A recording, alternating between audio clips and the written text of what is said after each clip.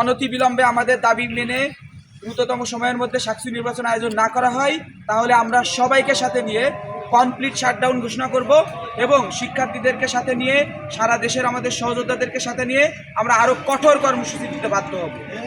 যেহেতু আমরা জানি এখন এটি হাইকোর্টের কাছে, তো আমরা দাবি জানাচ্ছি যে হাইকোর্ট, যেহেতু এটি হচ্ছে আমাদের আস্থার সর্বশেষ জায়গা, হাইকোর্টের মাধ্যমে আমরা ন্যায় বিচার চাই।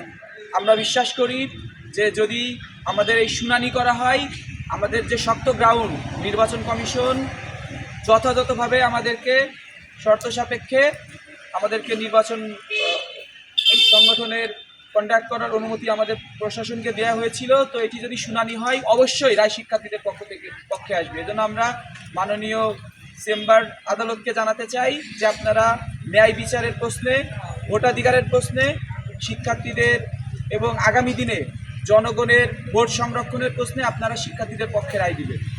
এটি হচ্ছে আমাদের মূল দাবি। আর যদি এটি না করা হয়, আপনারা ইতিমধ্যে দেখেছেন যে আমাদের বেশিরভাগ 28টি ডিপার্টমেন্টের প্রায় সব ডিপার্টমেন্ট থেকেই, সব ব্যাচ থেকেই অলরেডি ক্লাস, পরীক্ষা, একাডেমিক কার্যক্রম বর্জনের দাবি দেওয়া হয়েছে। এবং যদি অনতিবিলম্বে আমাদের দাবি মেনে দ্রুততম সময়ের মধ্যে সাকসু নির্বাচন আয়োজন না করা হয়, তাহলে আমরা সবাইকে সাথে নিয়ে কমপ্লিট শাটডাউন ঘোষণা করব এবং শিক্ষার্থীদেরকে সাথে নিয়ে সারা দেশের আমাদের সহযোদ্ধাদেরকে সাথে নিয়ে আমরা আরও কঠোর কর্মসূচি দিতে বাধ্য হব।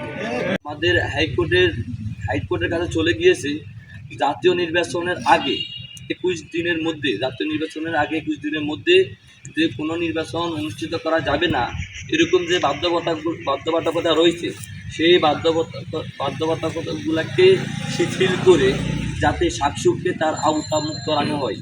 অর্থাৎ জাতীয় নির্বাচনের আগেই সাকসু নির্বাচনের জন্য যতগুলো আয়োজন করা প্রয়োজন সবগুলো আয়োজন সম্পূর্ণ করতে যাতে হাইকোর্ট কিংবা ইসি থেকে কোনো প্রকারের কোনো বাধা না থাকে, সেই জন্য বিশ্ববিদ্যালয় প্রশাসন যাতে যথোপযুক্ত ব্যবস্থা গ্রহণ করে, এটাই হচ্ছে আমাদের মূল দাবি।